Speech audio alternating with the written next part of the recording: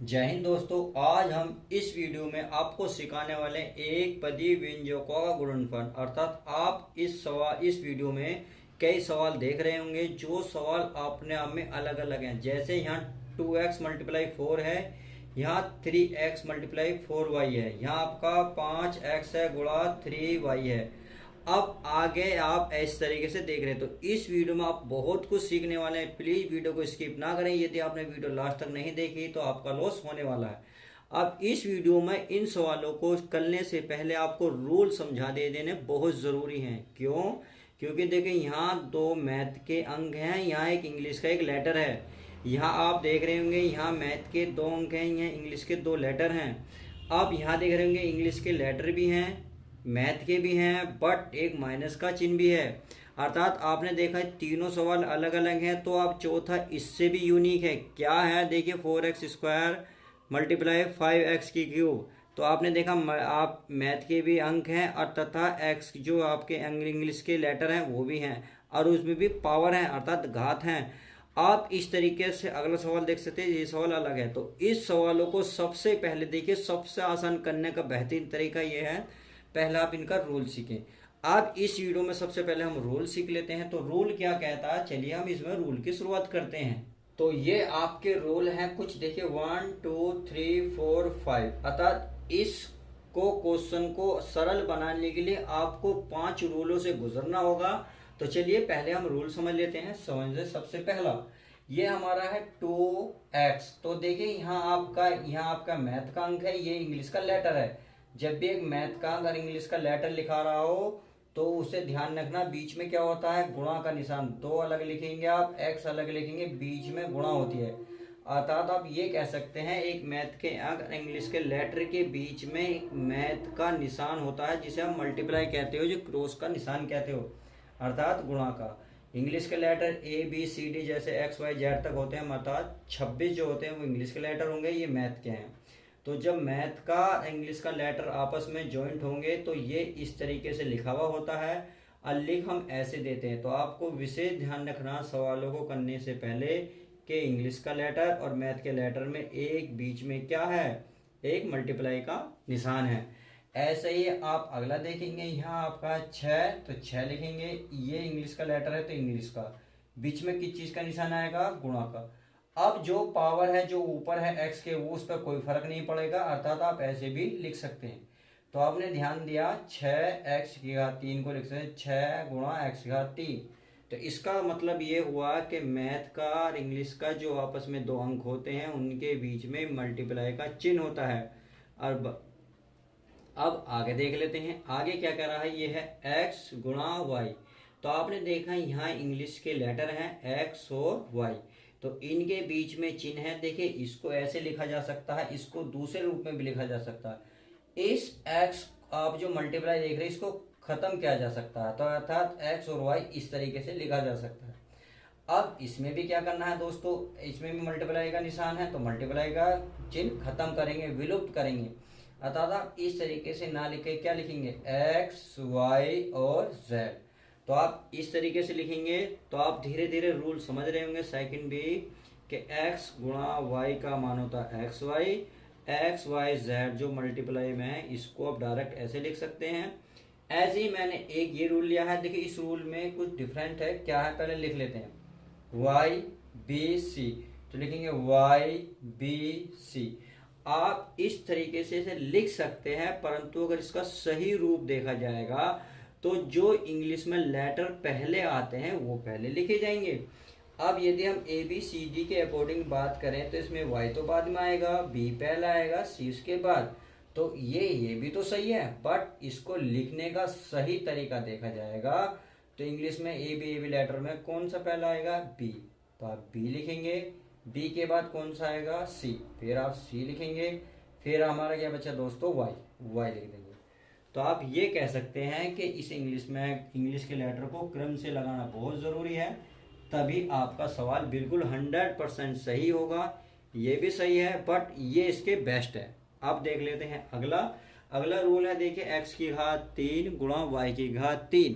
तो इसका मतलब हुआ दोस्तों, जब भी आप देखिए, मैं पहले एक संख्या लिख लेता हूँ। जैसे मैं x की घात लिख देता हूँ 5, तो इस बात का ध्यान रखना, जो एस के एक्स के ऊपर है क्या है 5, तो ये कहलाती है दोस्तों घात। क्या कहलाती है? घात, जिसे आप पावर कहते हो।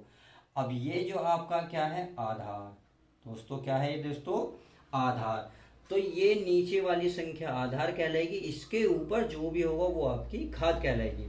तो बस इसमें यही लिखा हुआ है कि ये नीचे वाले दोनों क्या है आपके आधार है, तथा ऊपर 3 और 4 क्या है आपकी घात है।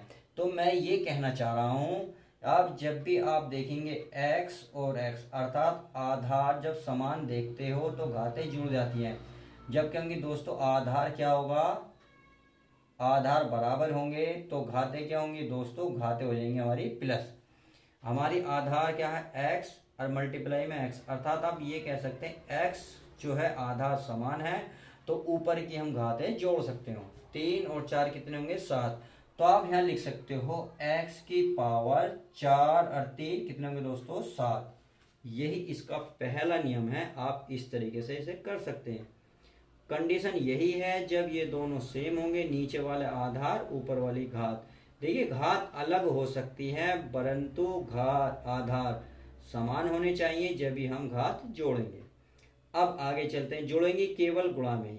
आगे चलते हैं, यहाँ आधार क्या है दोस्तों हमारे अलग अलग हैं। जब आधार हमारे अलग अलग हो, घातें हमारे चाहे कैसे भी हों, विपरीत हो, सम हो, कैसी भी हो, तो हमें क्या करना है, जो जैसे संख्या दी है उसको ऐसे ही लिख देना है। आता है x की घात 3 y की पावर 3, सॉरी 5 है तो 5 लिखेंगे। अब हमें क्या करना है, देखिए ये लिखने का तरीका ये भी बेस्ट है, परंतु मैंने अभी कहा था इनके जो बीच में चिन्ह होता है विलुप्त होता है। तो आप इसको ऐसे लिखेंगे बड़े प्यार से, x की घात 3 y की घात 5। तो ये आपका बेस्ट तरीका, सबसे बेस्ट। तो देखिए मैंने आपको इस वीडियो में बताया है कि इस वीडियो में मैं हर एक सवाल आपको सिखा के ही भेजूंगा, ये मेरी गारंटी है। अब आगे देख लेते। अब एक बात का और ध्यान रखना, जिस पे पावर नहीं होती अर्थात जिस पे घात नहीं होती तो उस पे घात हमेशा ध्यान रखना दोस्तों 1 होती है। क्या होती है? 1 होती है। अब x पे कुछ नजर नहीं आ रहा तो कितना होगी घात 1 होगी। अब यहाँ देखते हैं a पे घात कुछ नहीं है तो दोस्तों a पे घात होगी 1। x पे घात नहीं थी तो x पे घात 1 बची, a पे घात नहीं थी 1 पे घात 1। अब 2 पे भी घात कितनी होगी दोस्तों 1 होगी। तो ये चीजें आपको छोटे छोटे रूल बहुत दिक्कत करते हैं, वो मैं डाउट क्लियर करने वाला हूँ इस वीडियो में। अब नेक्स्ट चलते हैं, यहाँ देखिए ये भी क्या है, ये नियम नंबर 5 ये कहता है यदि इनके आगे कोई निशान नहीं है तो याद रखना हमेशा क्या होगा, प्लस होगा, संख्या वही होगी। हमारी x है तो थोड़ी x लिख देंगे। अब यदि 2 है तो हम प्लस का 2 लिख देंगे। तो कहने का मतलब यह है जिस संख्या के आगे कोई निशान नहीं होता उसके आगे हमेशा याद रखना, उसके आगे हमेशा प्लस का निशान होता है। तो आई होप इस वीडियो में जो मैंने आपको रूल 1 से लेके 5 तक समझाया क्लियर हो गए होंगे। अब चलिए क्वेश्चन की हम शुरुआत करते हैं और इन रूलों को ध्यान में रखते हुए। तो चलिए क्वेश्चन की हम शुरुआत करते हैं। अब देखते हैं इसमें पहला सवाल, ये है हमारा 2x गुणा 4। तो दोस्तों क्या करना है, 2x को मैंने भी समझाया था, ये आपका मैथ का अंक है, ये आपका इंग्लिश का लेटर है, तो इसको अलग अलग लिख सकता हूँ मैं, 2 गुणा x बताया था। अभी पहला रूल हमने यही सीखा था कि अगर मैथ का अंक हो और इंग्लिश का लेटर हो तो बीच में कौन सा निशान होता है, मल्टीप्लाई। अब आगे जैसा है बिल्कुल सेम है, ऐसे लिख देंगे। अब इसके बाद आगे क्या करेंगे, पहले हम मैथ के अंक एक साथ लिखेंगे। पहले 2 दिख रहा है, 2 मल्टीप्लाई में कितना है दोस्तों 4, तो 4 लिखेंगे। उसके बाद जो बच जाएगा उसको हम ऐसे ही लिख लेंगे। अब क्या करना है, पहले मैथ वालों की गुणा है, गुणा करेंगे। 4 दूनी दोस्तों कितना हो जाएगा 8, अरे गुणा में कितना दोस्तों x। तो एक बात का याद रखना, ये भी आपका सही है, बट मैंने आपको एक रूल भी बताया था कि यदि इन दोनों के बीच में मल्टीप्लाई का चिन्ह होता है तो वो विलुप्त कर दिया जाता है और रियलिटी में सही तरीके से लिखा जाता है आपका 8x, और यही आपका इसका क्या होगा, आंसर होगा। अब चलिए नेक्स्ट देखते हैं। नेक्स्ट है हमारा मैथ के, अभी बिल्कुल सेम ऐसी ऐसी लिखेंगे, 3 गुणा क्या लिखेंगे दोस्तों x, क्यों, क्योंकि इन दोनों के बीच में गुणा का निशान है, ये गुणा है तो गुणा। 4 है 4, अब गुणा में क्या है दोस्तों y, तो y लिख लेंगे। अब करना क्या है, पहले मैथ के अंक एक साथ लिखेंगे, ये 3 तो 3, गुणा में कितना दोस्तों 4। अब जो x और y बचा है उसे हम ऐसे ही लिख लेंगे। अब क्या करेंगे, पहले मैथ की गुणा करेंगे। 4 तिया दोस्तों 12 और गुणा में क्या लिख देंगे, x गुणा y। अब मैंने आपको बताया था इसमें जो है गुणा के निशानों को विलुप्त कर दिया जाता है, तो डायरेक्ट क्या लिखा जाएगा, 12xy और आपका आंसर आ जाएगा। तो आई होप आपको 2 क्वेश्चन क्लियर होंगे। तो चलिए नेक्स्ट क्वेश्चन देख लेते हैं, बहुत ही आसान है। इसमें आपका 5x, तो इन्हें अलग अलग लिखेंगे, 5 गुणा x गुणा। देखिए जब भी माइनस आता है तो हमेशा याद रखना वो कोष्टक के अंदर आता है, खासकर मल्टीप्लाई के अंदर। अगर कहीं और होगा तो वहां भी आप माइनस को जब भी देखेंगे कोष्टक के अंदर लगाएं। अब ये -3 है तो -3 ऐसे ही लिख देंगे। अब ये गुणा में लिख देंगे दोस्तों y। अब क्या करना है, मैंने आपको बताया था अभी मैथ की गुणा करनी है, 3 की और 5 की। तो 5 गुणा -3। अब x और y गुणा में बचे तो x y लिखेंगे। अब क्या करेंगे, इनके आपस में गुणा करेंगे, चिन्ह कुछ नहीं करेंगे। 5 या 15 या 3 पंजे 15, तो 15 लिखेंगे। अब जो निशान है सिंगल है, अगर अकेला है तो बिल्कुल सेम ऐसे रख देंगे, गुणा। ये लिख देंगे एक्स वाई, तो एक्स वाई।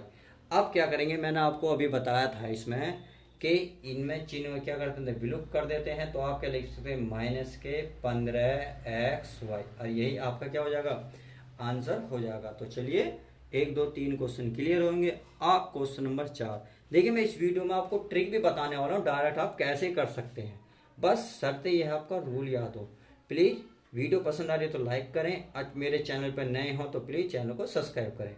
अब इस क्वेश्चन को क्या करना है दोस्तों, फिर वही करना है। मैं इन्हें तो पहले अलग अलग लिखने हैं क्योंकि इनके बीच में कौन सा निशान है, गुणा। फिर ये गुणा है 5 गुणा x की घात कितनी है दोस्तों, 3। अब क्या करना है, अब हमें पहले मैथ की गुणा करनी है। तो 4 गुणा 5। अब ये x जो बचे हैं गुणा में उनके एक साथ लिख देंगे, x घात 2 है 2, 3 है 3। पहले आप इनकी गुणा करेंगे, 4 पंजे दोस्तों 20 गुणा। मैंने अभी रूल आपको बताया था, कौन सा रूल नंबर 3, कि यदि आपके आधार एक जैसे हों तो घातें आपस में जुड़ जाती हैं।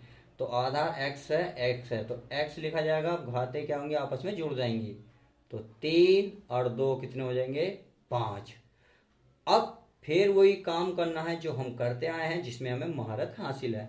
क्या करना है, इस चिन्ह को विलुप्त करना है, अर्थात 20x की घात 5, और आपका आंसर आ गया। बिल्कुल सही आंसर आ चुका है। अब देखते हैं नेक्स्ट सवाल और इस वीडियो का लास्ट सवाल। अब करना क्या है दोस्तों, बिल्कुल सेम, इसे भी अलग अलग लिखना। 7 गुणा x की पावर 2 गुणा 3 गुणा y की पावर 2, ये 2 गुणा d। हमने देखा जो बीच में कोई चिन्ह नहीं था, हमने अलग अलग लिख दिया ताकि गुणा करने में हमें वो आसानी रहे। अब सबसे पहला काम, हम मैथ की जो संख्या है उनको एक साथ लिखेंगे।